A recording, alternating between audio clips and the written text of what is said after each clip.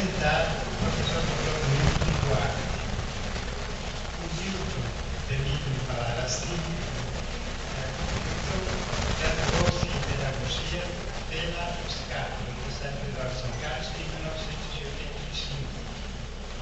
E, na sequência de sua licenciatura, ele iniciou o mestrado na mesma universidade e concluiu o seu mestrado com uma dissertação que tratou do ensino da matemática em 1987. Inscreveu-se no doutorado da Universidade Estadual de Campinas, tendo defendido sua tese em 1992. Essa tese foi publicada em livro em 1993, com o título A Individualidade para Si. Um trabalho de grande importância, porque ele explora as bases das objetivações humanas com ênfase em Marx e Lucas, e que tem sido uma contribuição importante para a nossa teorização no campo da educação.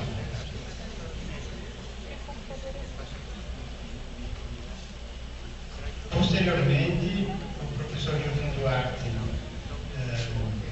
passou a lecionar na Unesp, primeiro na Unesp de Marília e depois na Unesp de Araraquara. E na Unesp de Araraquara, ele prestou concurso de docência, tendo então defendido a tese Trotsky e o Aprender a Aprender, crítica às proposições neoliberais e pós-modernas da teoria trotskiana. Este trabalho também foi publicado em livro em 2000. O professor Milton Duarte assumiu a cadeira de Psicologia da Educação na Unesp de Araraquara, onde também se tornou professor titular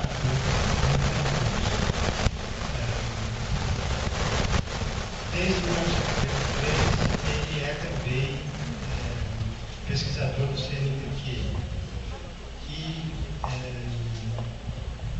fez pós-doutorado na Universidade de Toronto, no Canadá, de junho de 2003, de agosto de 2003 a junho de 2004. E, recentemente, ele realizou pesquisador sênior, como pesquisador visitante na Universidade de Sussex, na Inglaterra, para onde ele foi em agosto de 2011 e concluiu agora em junho de 2012. Sobre o Duarte, viajou da Inglaterra para o Brasil anteontem, domingo, descansou um pouco ontem e hoje já viajou aqui para João Pessoa para lidar com a conferência de abertura deste evento. O professor Milton Duarte tem vários trabalhos publicados, eu não vou mencioná-los aqui, os interessados poderão consultar lá, ou apenas colocar Milton Duarte lá no Google, que vai aparecer muita coisa, muito da produção dele. O que eu gostaria de salientar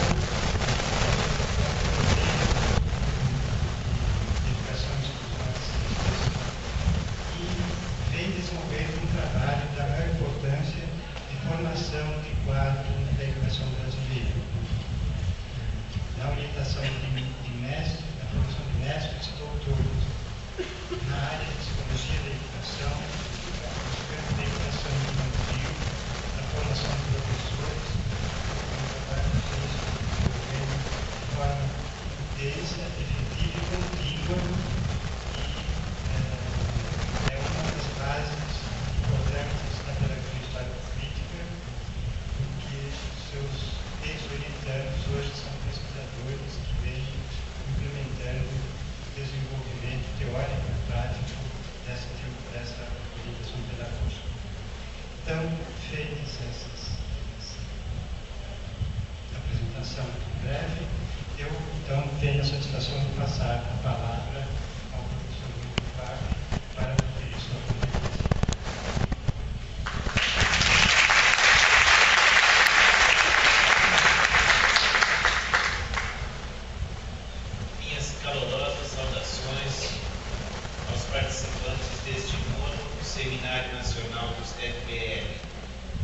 meus agradecimentos à sua comissão organizadora pelo convite para tratar nesta conferência de abertura do tema A Pedagogia Histórico-Crítica no âmbito da história da educação brasileira.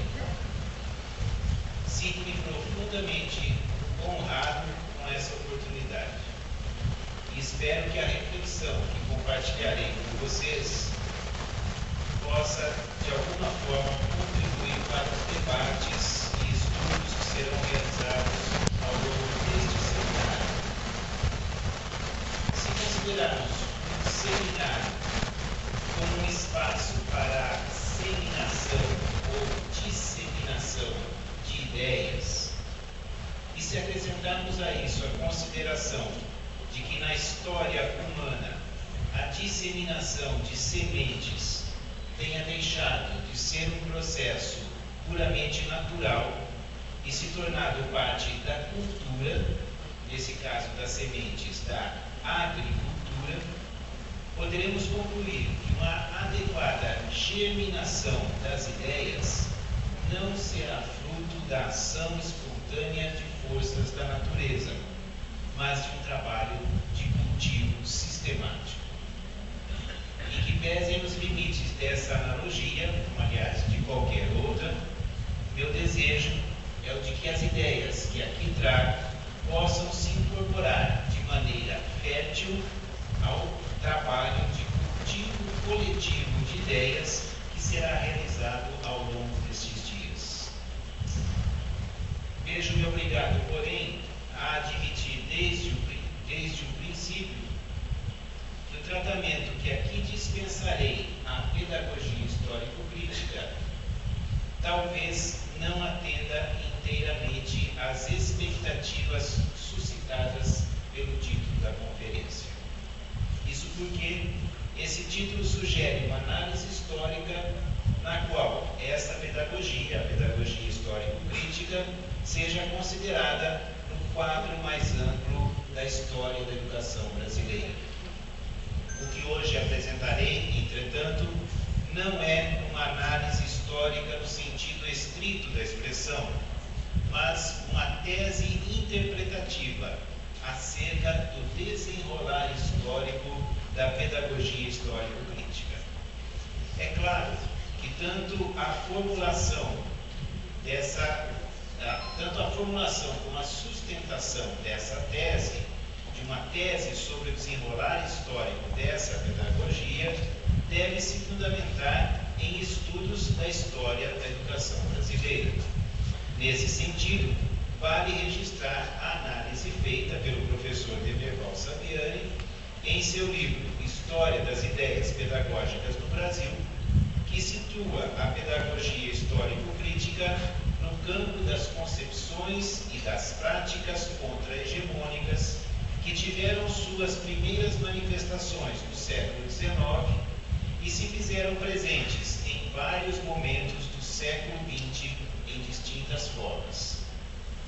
A análise da pedagogia histórico-crítica no âmbito da história da educação brasileira requer, portanto, a caracterização de sua especificidade, a especificidade dessa pedagogia no interior desse campo de concepções que se situam em oposição às pedagogias burguesas.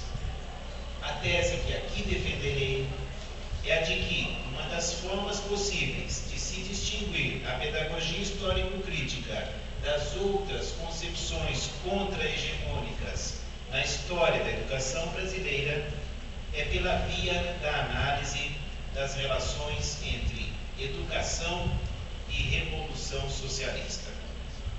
A pedagogia histórico-crítica entende que, por um lado, a educação é um meio para a revolução socialista e, por outro, a revolução socialista é um meio para a plena efetivação do trabalho educativo.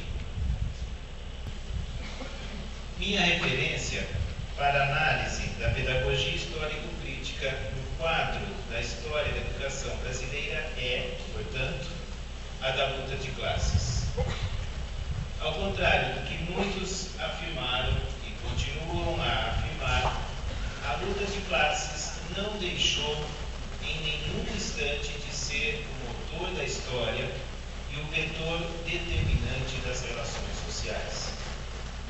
pedagogia histórico-crítica pode ser caracterizada como um movimento coletivo que tem procurado produzir nos educadores brasileiros uma tomada de posição consciente em relação ao papel da atividade educativa na luta de classes. O que acabei de afirmar não significa, porém, que a pedagogia histórico-crítica tenha por objetivo inserir a escola na luta de classes ou a luta de classes na escola, pois isso pressuporia o entendimento de que a participação ou não da escola na luta de classes dependeria da consciência dos educadores. A escola, desde a educação infantil até o ensino superior, participa da luta de classes, mesmo que os educadores não tenham consciência disso ou rejeitem esse fato. O desafio que a pedagogia histórico-crítica tem assumido é o de se constituir num movimento nacional que explore as contradições da educação escolar brasileira na direção da socialização da propriedade dos conhecimentos científicos, artísticos e filosóficos, entendendo-se esse movimento como parte da luta mais ampla pela socialização da propriedade dos meios de produção, ou seja, a luta pela revolução socialista. Entretanto, o caráter revolucionário dessa pedagogia tem sido contestado desde os anos 80 por setores da própria esquerda. Entre outras coisas, afirma-se que a pedagogia histórico-crítica estaria aprisionada a uma visão tradicional de educação centrada na escola, ou, pior ainda, centrada no formato burguês de escola, numa perspectiva racionalista e etnocêntrica do conhecimento, distante das lutas que estão sendo travadas na realidade concreta. Seriam procedentes essas críticas?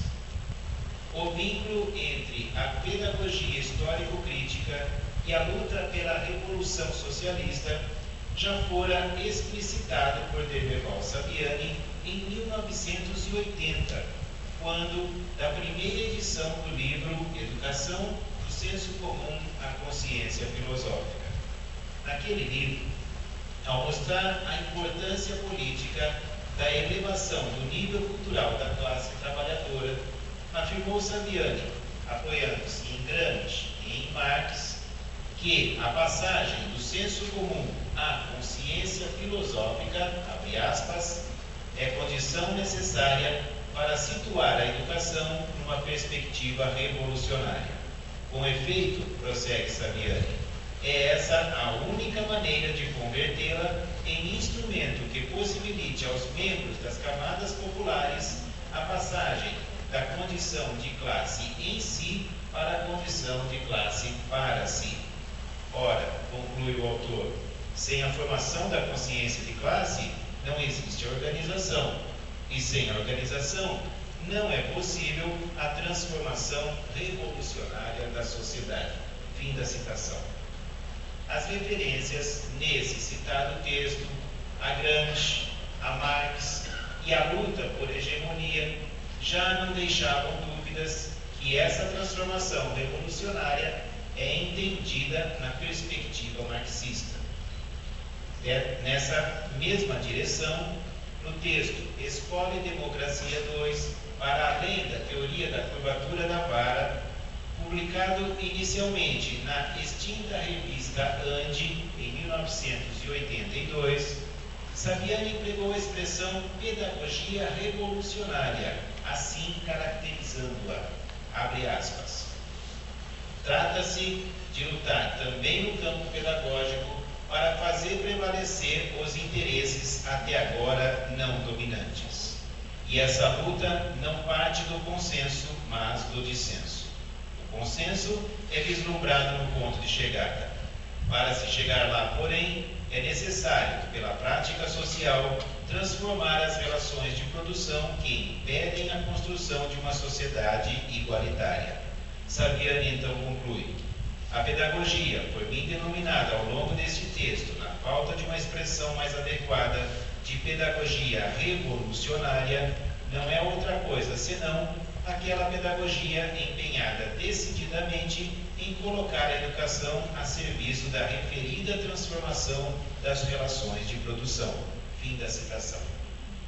Poderíamos dizer que, nesse sentido, a educação estaria a serviço da revolução, entendendo-se por revolução todo o processo de superação do modo de produção capitalista. Seria, entretanto, possível, na atual conjuntura da sociedade capitalista em geral e da sociedade brasileira em particular, colocar a educação escolar a serviço da superação do capitalismo? Essa proposição não seria idealista e não seria incoerente com a tese marxista de que a socialização da propriedade do conhecimento não é possível no modo de produção capitalista? Esse é, talvez, o ponto da pedagogia histórico-crítica que se tornou o maior alvo das críticas provenientes da própria esquerda.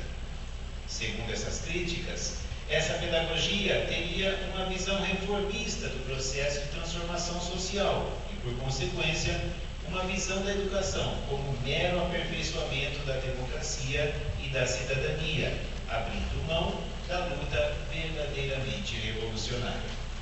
Na verdade, não se trata de uma questão nova, mas do debate que está posto desde a publicação, em 1982, na revista Cadernos de Pesquisa da Fundação Carlos Chagas, do artigo de Demerval Saviani, intitulado As Teorias da Educação e o Problema da Marginalidade na América Latina.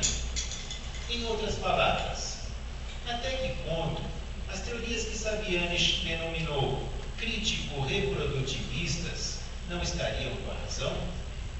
Seria realmente possível, no âmbito da educação escolar, ir além da reprodução pura e simples da violência simbólica, da ideologia dominante e da divisão social do trabalho? Poderia, de fato, a educação escolar ser colocada a serviço da luta contra a alienação? Creio não ser necessário despender tempo mostrando que esse tipo de questionamento só faz algum sentido na perspectiva de superação da sociedade capitalista, o que não é o caso nem da perspectiva liberal ou neoliberal, nem da perspectiva pós-moderna, pois ambas consideram tal superação impossível. Para os liberais ou neoliberais, o capitalismo é a sociedade mais evoluída que a humanidade pode alcançar. A direita acusa o socialismo de ser uma visão retrógrada, ditatorial, sem base na realidade, e acusa a pedagogia histórico-crítica de ser uma pedagogia tradicional e autoritária, que se faz passar por progressista.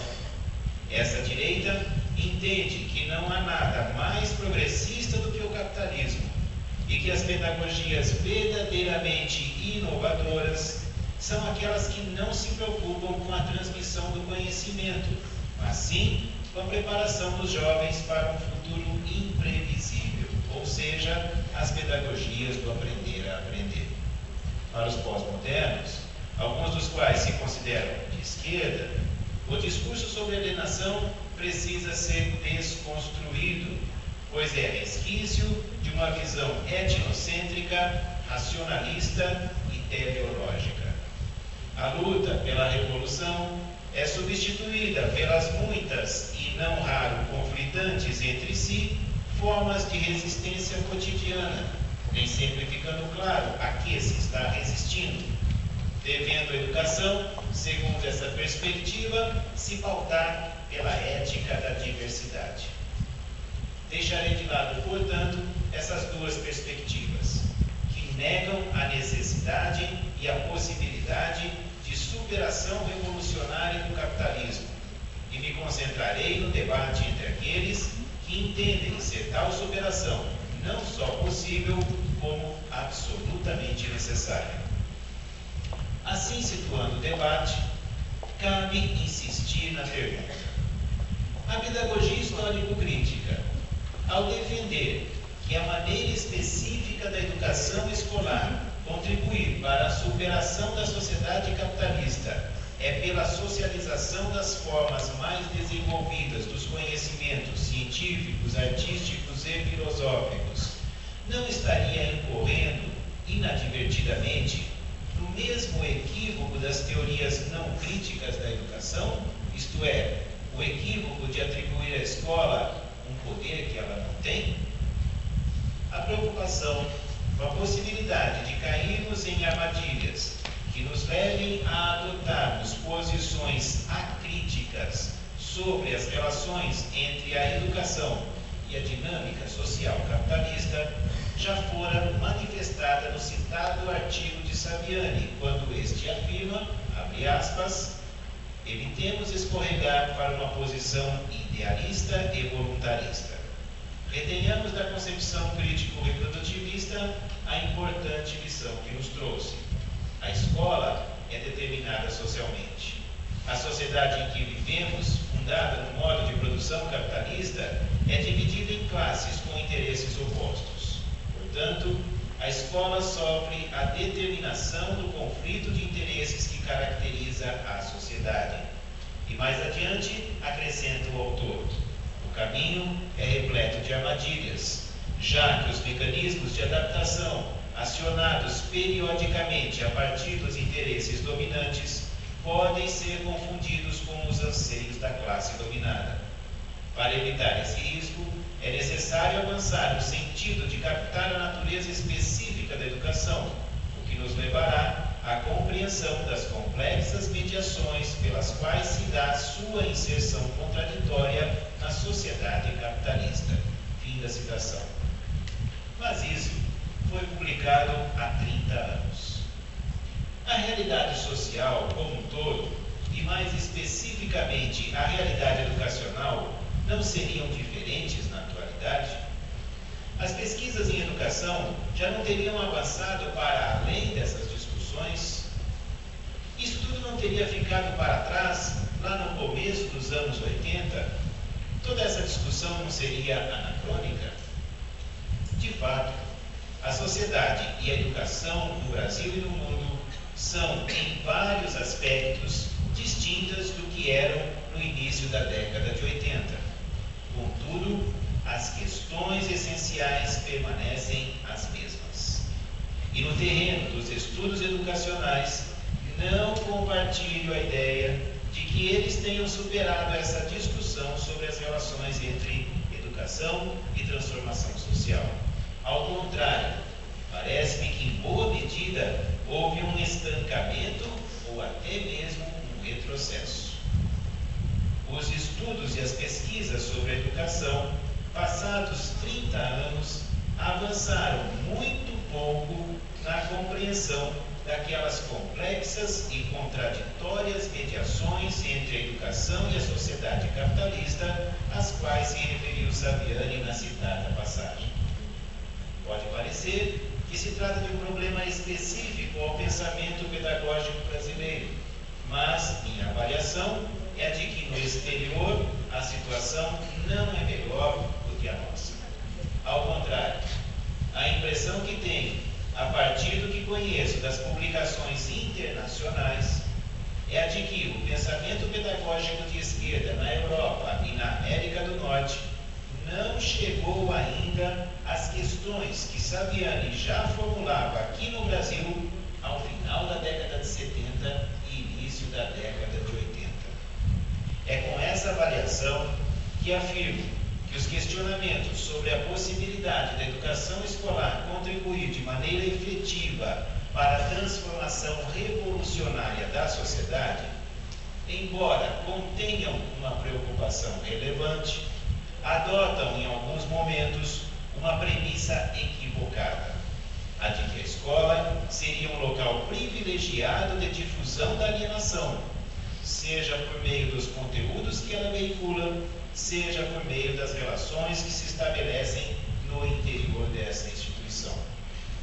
Às vezes me parece que a classe dominante e os intelectuais a seu serviço têm mais clareza do que a própria esquerda acerca das consequências que podem advir da universalização de uma escola que permita o acesso à ciência, à arte e à filosofia.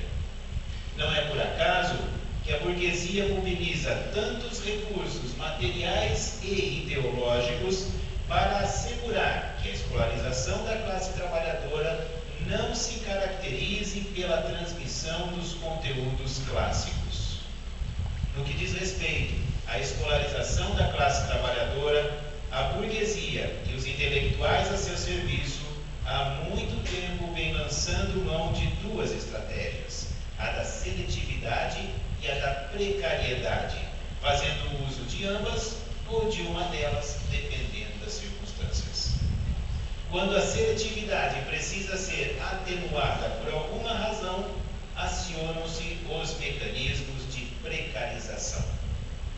Veja-se, por exemplo, na atualidade, a expansão da certificação em nível superior, que, entretanto, caracteriza-se cada vez mais por uma situação na qual as pessoas passam pelos cursos, obtêm seus diplomas, mas, em termos do domínio de conhecimento, pouco ou nada se modifica em comparação com o que a pessoa já sabia antes de fazer o curso. Assevera-se, no entanto, que essas pessoas adquiriram competências, aprenderam a aprender e desenvolveram seu potencial criativo. Assim como o que se valoriza hoje não é o emprego, mas a empregabilidade, também no campo escolar, o que se valoriza não é o conhecimento que tenha sido adquirido, mas a formação daquilo que poderíamos chamar a educabilidade, isto é, a disponibilidade para aprender de acordo com as exigências do momento, sejam elas determinadas pelo mercado de trabalho ou pelas mudanças na cotidianidade.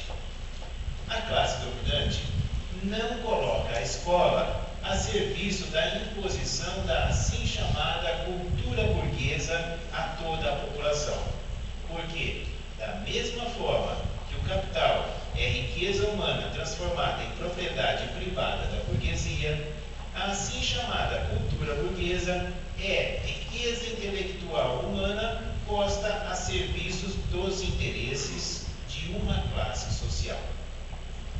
A estratégia da classe trabalhadora não deve ser, portanto, a de rejeição das forças produtivas geradas pela sociedade capitalista, mas a de colocá-las a serviço de toda a humanidade.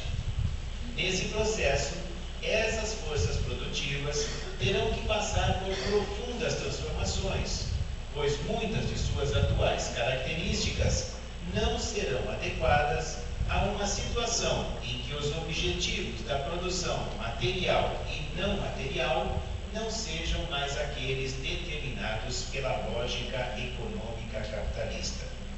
Ocorre que as transformações radicais das forças produtivas não acontecerão a partir do nada, mas sim a partir da apropriação daquilo que já existe. Assim como a socialização da riqueza material só será efetivamente alcançada por meio do socialismo, a realização plena da educação escolar não será alcançada na sociedade capitalista. A pedagogia histórico-crítica entende, divergindo de uma parte do pensamento pedagógico de esquerda, que a escola possui em sua essência uma lógica anticapitalista, no sentido de que a concretização da natureza da educação escolar aponta em direção à universalização do domínio do conhecimento. É por isso que a burguesia apenas valoriza a escola quando esta se circunscreve às elites, e essa mesma burguesia e seus aliados passam a atacar a escola toda vez que ocorre a expansão da escolarização à classe trabalhadora. Tudo isso, porém, acontece de maneira extremamente contraditória, como não poderia deixar de ser, em se tratando de um processo movido pela luta de classes. Intelectuais que desenvolveram excelentes análises críticas da sociedade capitalista têm, entretanto, caído com certa frequência na armadilha de considerarem a educação escolar como uma prática social inerentemente articulada à manutenção da sociedade burguesa. E, ao mesmo tempo, esses mesmos intelectuais consideram a assim chamada educação não formal uma prática social mais favorável à luta contra a alienação.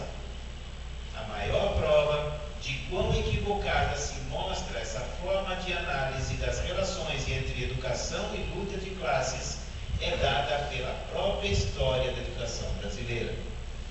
Quanto mais as ações realizadas no interior das escolas se assemelham ao cotidiano da sociedade capitalista, mais alienante se torna a educação escolar.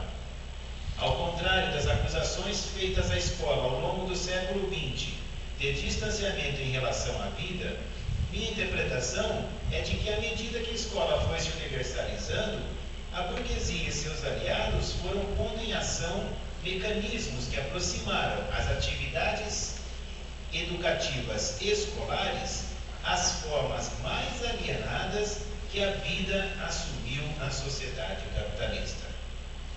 Há quem afirme que a escola foi inventada para afastar a juventude da vida, isto é, da prática social, pois eu afirmo que a escola atende tão melhor aos interesses da burguesia, quanto mais ela fortaleça a identificação natural das novas gerações à vida tal como ela é.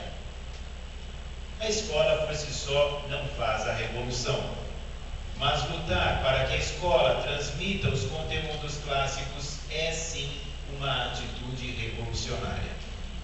Teóricos da linha crítico-reprodutivista têm defendido a tese de que os professores, na maior parte das vezes em que pensam que estão sendo transformadores em sua prática escolar, na realidade estariam contrariando suas próprias intenções e expectativas. Também nesse aspecto, esses professores na realidade estariam contribuindo para a reprodução das relações sociais vigentes, contrariando suas próprias intenções e expectativas. Também nesse aspecto minha posição é discordante. Eu diria que quando a escola ensina de fato, quando ela consegue fazer com que os alunos aprendam os conteúdos em suas formas mais ricas e desenvolvidas, ela, a escola, se posiciona a favor do socialismo, mesmo que seus agentes não tenham consciência disso. Parafraseando Marx, poderíamos dizer que "Sie wissen es nicht, aber sie tun es". Eles não sabem, mas eles o fazem.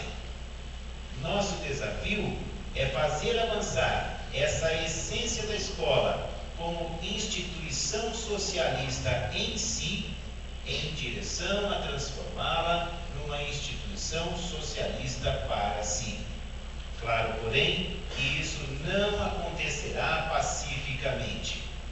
Quanto mais agudas se tornarem as contradições, mais violenta tende a se tornar essa luta.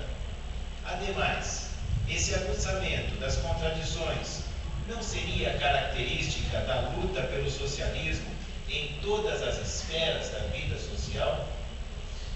Passemos agora à segunda parte desta exposição, abordando o tema da revolução como um meio para a universalização e plena realização do trabalho educativo. Embora seja bastante conhecida, a definição de trabalho educativo proposta por Demerval Saviani não é demais recordá-la. Abre aspas. O que não é garantido pela natureza tem que ser produzido historicamente pelos homens, e aí se incluem os próprios homens. Podemos, pois, dizer que a natureza humana não é dada ao homem, mas é por ele produzida sobre a base da natureza biofísica. Consequentemente, o trabalho educativo é o ato de produzir, direta e intencionalmente em cada indivíduo singular, a humanidade que é produzida histórica e coletivamente pelo conjunto dos homens. Fim da citação. essa não é uma definição circunscrita às condições históricas da sociedade capitalista. Seria, porém, uma definição que desconsideraria que o ser humano é essencialmente histórico e, portanto, desconsideraria também o caráter essencialmente histórico da educação? Claro que tal hipótese é um despropósito para quem conhece o conjunto da obra e a trajetória do autor em pauta, mas é necessário formular esse questionamento não só por um dever de rigor metodológico, mas também para explicitar a dialética histórica que está na base dessa conceituação de trabalho educativo. Trata-se da concepção de trabalho contida na obra de Marx, que é motivo de grandes disputas interpretativas e, não raro, grandes distorções. O fato de Marx ter analisado o trabalho, tomando como ponto de partida o trabalho alienado na sociedade capitalista, tem levado alguns intérpretes a considerarem que a superação da alienação seria também a superação do trabalho.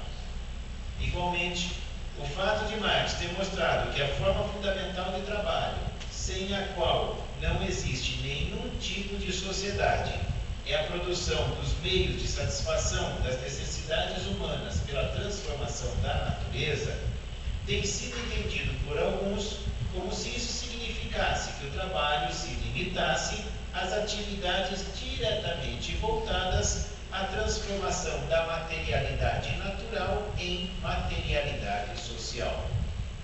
Uma terceira interpretação problemática é aquela que entende que o fato de, na sociedade capitalista, o trabalho carregar a contradição entre trabalho concreto e trabalho abstrato, tal como a mercadoria carrega a contradição entre valor de uso e valor ou valor de troca, significaria que o trabalho concreto estivesse totalmente impossibilitado de se desenvolver. Talvez eu esteja simplificando um pouco essas interpretações, mas elas existem e acarretam uma série de consequências para a análise do que seja a superação do capitalismo e do papel da educação nessa superação. Ao conceituar o trabalho educativo, Saviani partiu da concepção em Marx do trabalho como atividade que diferencia os seres humanos dos outros animais e gera o processo histórico de desenvolvimento do gênero humano. Da mesma maneira, Saviani apoiou-se em Marx quando este analisa a produção não material e a divide em dois tipos, sendo o primeiro aquele em que a produção e o consumo ocorrem em momentos distintos, como no caso de um livro ou de um quadro, e o segundo, aquele em que a produção e o consumo ocorrem simultaneamente, como no caso da relação entre o médico e o paciente ou entre o professor e os alunos. É interessante notar que Marx diferencia esses dois tipos de produção não material quando está analisando o que seja o trabalho produtivo na sociedade capitalista.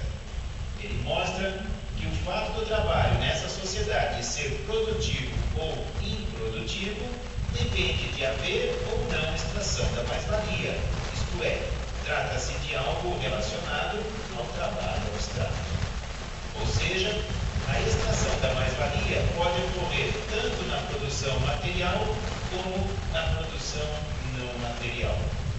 Superadas as relações capitalistas de produção, deixa de existir a extração da mais-valia. O sentido do trabalho para a sociedade como um todo e para o indivíduo que o realiza passa então a ser dado pelo conteúdo da atividade, isto é, pelo trabalho concreto. Para não haver dúvidas, convém enfatizar que o uso do adjetivo concreto não se refere necessariamente a uma atividade produtora de bens materiais. O que caracteriza o livro, por exemplo, não é o papel ou a tinta, pois se assim o fosse, não existiriam livros digitais. A materialidade, nesse caso, é apenas um suporte da especificidade desse objeto social, o livro. No comunismo, tal como foi pensado por Marx, sentido da atividade estará diretamente relacionado ao seu conteúdo.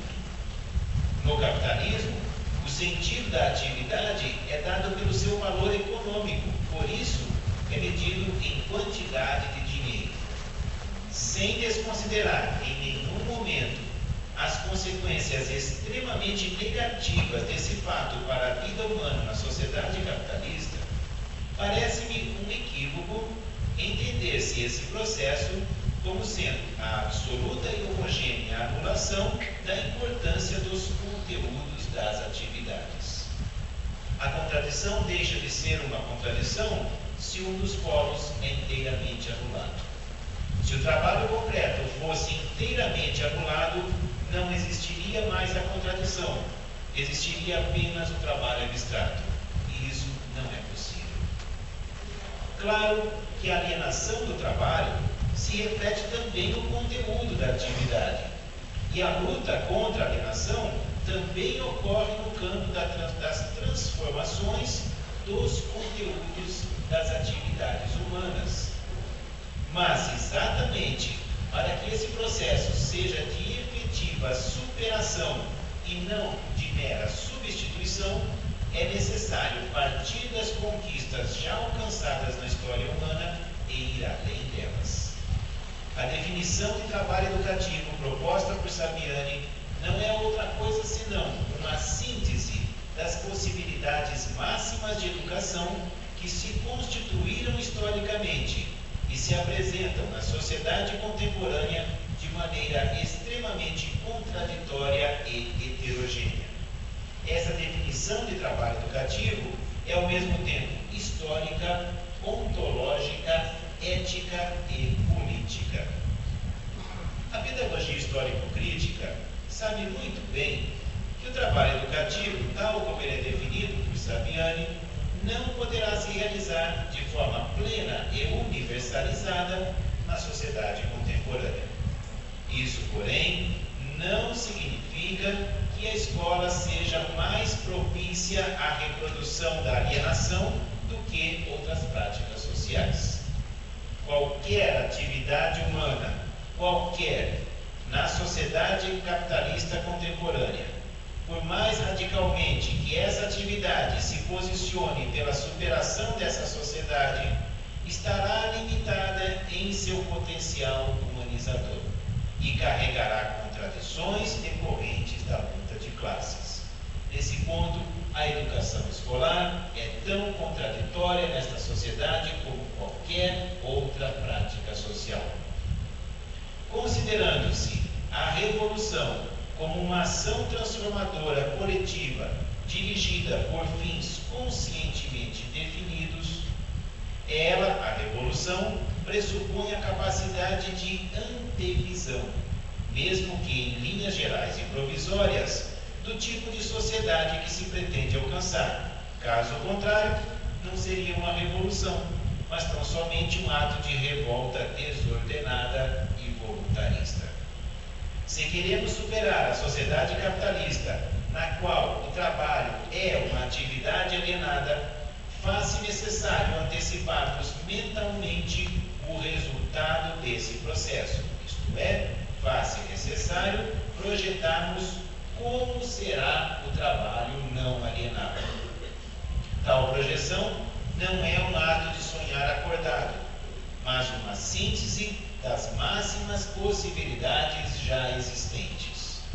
Foi o que fez Marx, por exemplo, na crítica ao programa de Gotha, quando ele afirma que no comunismo desaparecerá a subordinação escravizadora dos indivíduos à divisão do trabalho, assim como também desaparecerá o contraste entre o trabalho manual e o trabalho intelectual. E então, o trabalho deixará de ser somente um meio de vida, tornando-se a primeira necessidade vital. Os indivíduos desenvolverão em todos os seus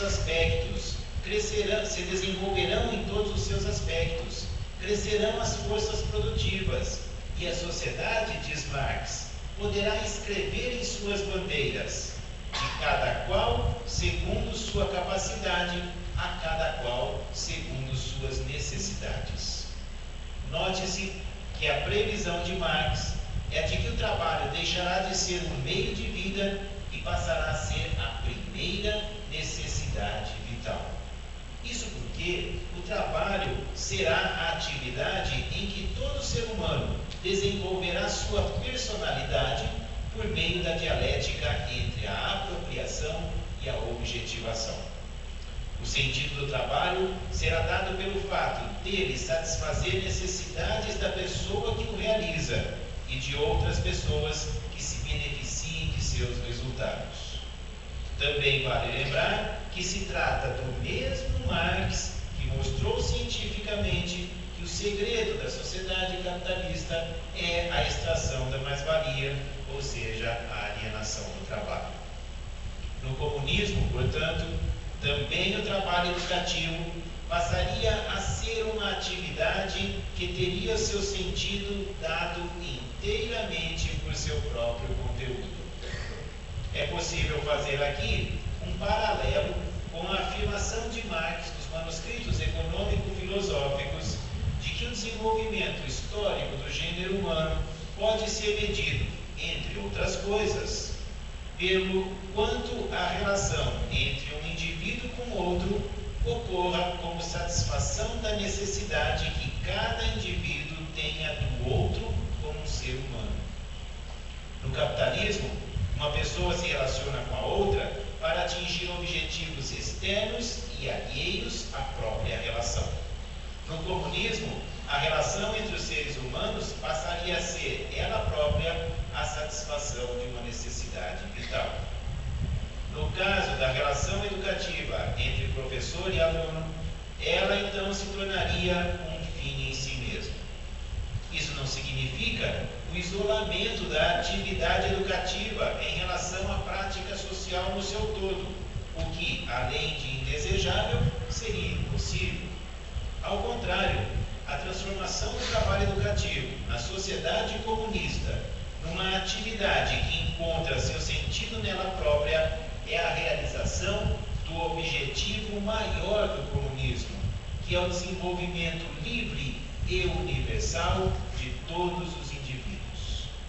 Nos Grundrisse, Marx afirmou que a riqueza produzida na sociedade capitalista deve ser despida de sua forma burguesa.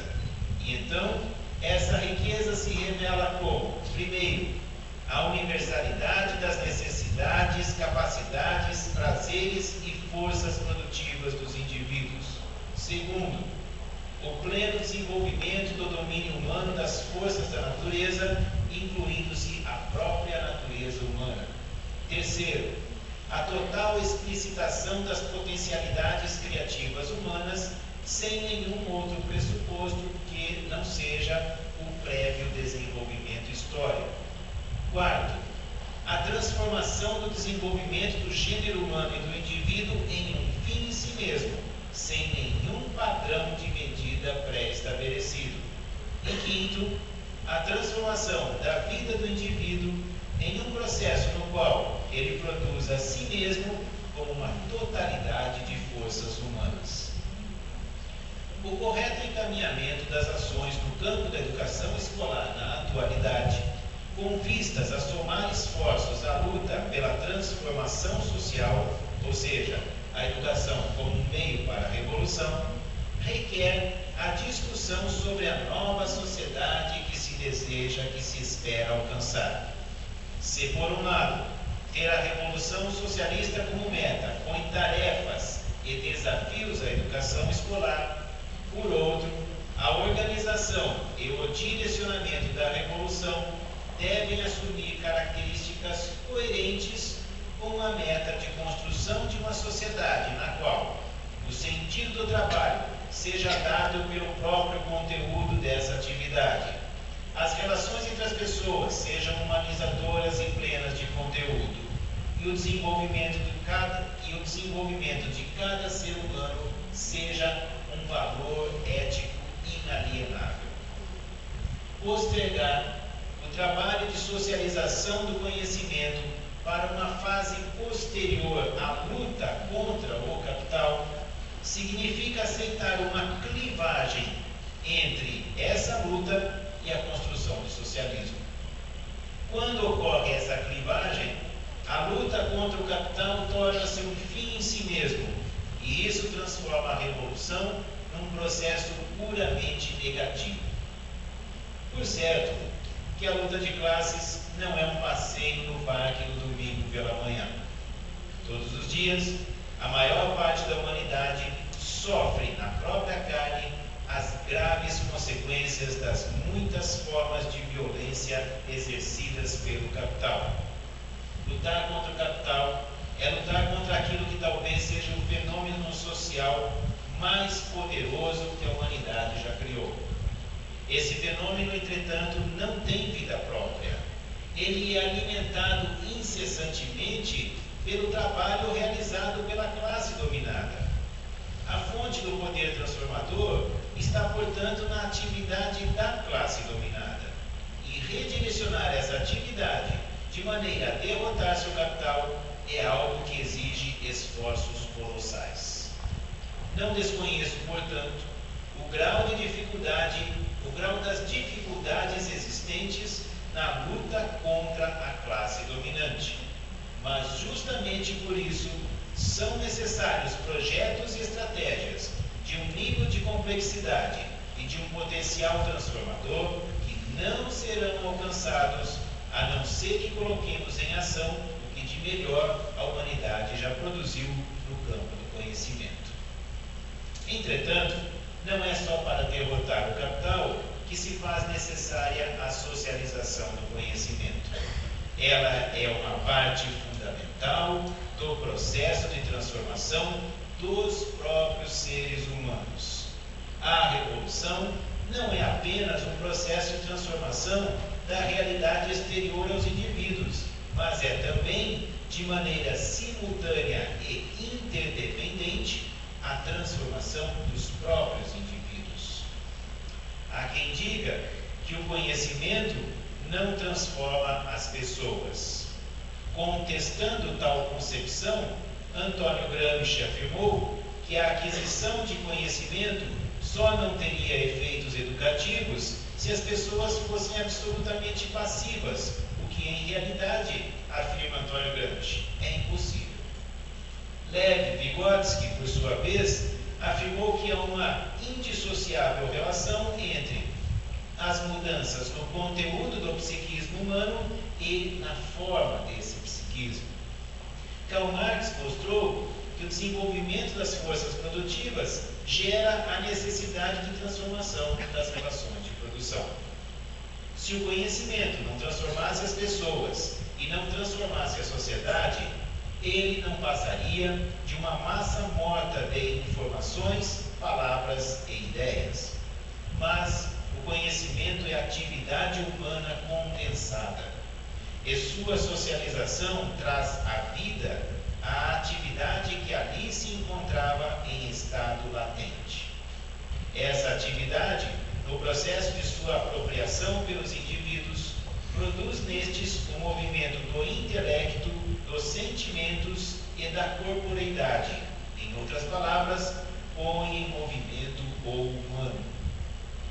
Nesse ponto, retomo a questão que mencionei ao início desta exposição, das diferenças entre a pedagogia histórico-crítica e outras correntes no campo das ideias contra-hegemônicas em educação.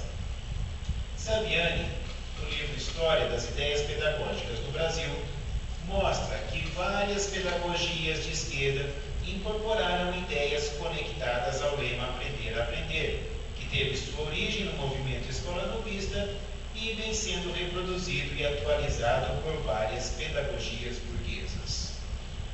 A adesão às pedagogias do Aprender a Aprender por uma considerável parcela do pensamento educacional contra-hegemônico gera, na melhor das hipóteses, uma acentuada ambiguidade, caracterizada, por um lado, pelas reiteradas afirmações sobre a importância da educação para a transformação social e, por outro, pelo insistente posicionamento negativo em relação ao ensino sistemático na escola da ciência, da arte e da filosofia em suas formas mais desenvolvidas. Por fim, se estamos falando de pedagogia, de escola, de estudo, alguém poderia dizer que enquanto estamos estudando, não estamos fazendo a revolução. Aliás, já foi escrito em tom de ironia que a pedagogia histórico-crítica é uma prática social sentada. Minha primeira reação ao ler essa curiosa formulação foi a de riso. E talvez eu tenha achado ainda mais engraçada a situação porque não pude evitar a identificação pessoal com a prática social sentada, considerando-se que minha deficiência física coloca restrições à mobilidade e ao tempo de permanência em pé. Mas, como acontece com frequência, passado o momento do riso, veio da reflexão, e colocando de lado minhas idiosincrasias, me pus a perguntar: quanto da revolução se faz em pé e quanto se faz sentado? Se por um lado é inegável que a prática social exige os mais diversos tipos de atividade e que cada um deles exige diferentes formas de participação da mente e do corpo humanos, por outro lado, não faz sentido afirmar que as atividades feitas em pé são mais decisivas para a transformação da realidade do que aquelas em que se age sentado. O ser humano não age só quando está em pé. Ele age em pé, sentado ou deitado. Ele age mesmo quando está imóvel. A revolução não acontece apenas quando o povo está em pé nas ruas. A imagem do povo nas ruas tem um forte apelo em nossa subjetividade, mas a revolução é um processo complexo que requer muito estudo. É claro que a prática social não se faz só da atividade de estudar, mas estudar sentado, em pé ou deitado é um dos atos mais importantes para a revolução socialista. Da mesma maneira que a pedagogia histórico-crítica não se vê atacada quando é chamada de conteudista, porque o comunismo pode sim ser entendido como uma sociedade na qual a vida, a atividade e as relações humanas sejam plenas de conteúdo, também a pedagogia histórico-crítica não se vê atacada quando lhe é lançada a pecha de prática social sentada. O que define o trabalho educativo é a socialização do conhecimento. E para isso, como também já assinalou Antônio Gramsci, se faz necessário um tirocínio psicofísico, por meio do qual se adquire a necessária disciplina, bem como a capacidade de atenção e concentração, sem as quais o indivíduo se vê escravo da dispersão dos sentidos, cultivada pela cotidianidade alienada da sociedade capitalista contemporânea. Para concluir, lerei uma passagem do romance A Mãe, de Máximo Gorki. Ela já aprendera a ler, contudo, isso sempre exigia esforço, e quando lia, cansava-se depressa, perdendo o fio da meada. As figuras do livro absorviam-na como uma criança, descortinavam diante dela um mundo compreensível, quase palpável, novo e maravilhoso. Erguiam-se cidades imensas, prédios maravilhosos, máquinas, navios, monumentos, riquezas incalculáveis criadas pelos homens e dádivas espantosas da natureza.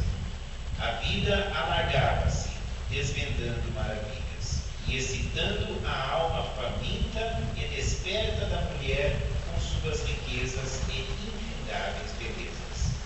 Ela gostava especialmente de examinar as gravuras do Atlas Zoológico e, embora embora seu texto fosse impresso em língua estrangeira, dava-lhe nítida ideia da beleza, riqueza e amplitude da terra. Como é grande o mundo, dizia ela a Nicolai. Vibrava com os insetos e principalmente com as borboletas.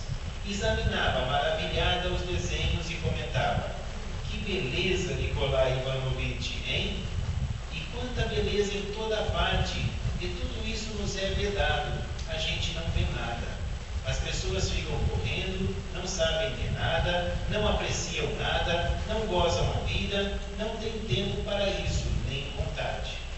Quanto prazer e alegria poderiam obter se soubessem como a terra é rica. E tudo para todos,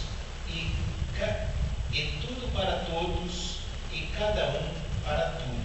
Está certo?